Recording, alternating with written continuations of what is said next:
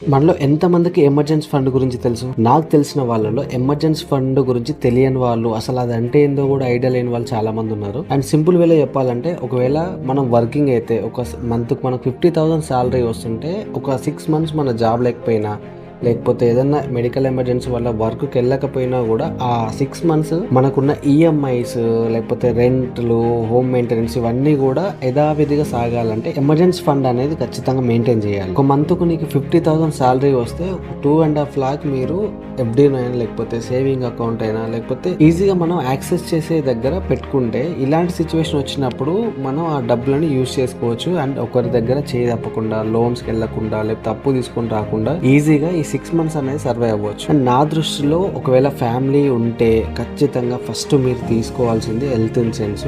Health insurance అనేది చాలా important. And medical emergency వచ్చినప్పుడు డబ్బుల గురించి ఆలోచించకుండా ట్రీట్మెంట్ తీసుకోవాలంటే హెల్త్ ఇన్సూరెన్స్ ఒక్కటే ఆప్షన్. అండ్ సెకండ్, మనకు సేమ్ ఇప్పుడు చెప్పినట్టుగా ఎమర్జెన్సీ ఫండ్ అయితే ఖచ్చితంగా మెయింటైన్ చేయాలి. అండ్ థర్డ్ వన్ వచ్చేసి టర్మ్ ఇన్సూరెన్స్. టర్మ్ ఇన్సూరెన్స్ అనేది చాలా మంది ఇగ్నోర్ చేస్తారు, బట్ అది చాలా ఇంపార్టెంట్. ఈ రోజు మనం ఉన్నప్పుడు ఫ్యామిలీ ఎలాగైతే రన్ అవుతుందో, మనం లేనప్పుడు కూడా ఫ్యామిలీ అలాగే రన్ అవ్వాలి అంటే టర్మ్ ఇన్సూరెన్స్ ఒక్కటే ఆప్షన్. అది కూడా చాలా తక్కువ ప్రీమియమ్స్ తో మనం 1 crore 2 crore వరకు కూడా మనం టర్మ్ ఇన్సూరెన్స్ తీసుకోవచ్చు. ఒకవేళ మీకు హెల్త్ ఇన్సూరెన్స్ కావాలి లేదా టర్మ్ ఇన్సూరెన్స్ కావాలంటే ఈ కింద కనిపించే నెంబర్ నాకు కాంటాక్ట్ అవ్వచ్చు.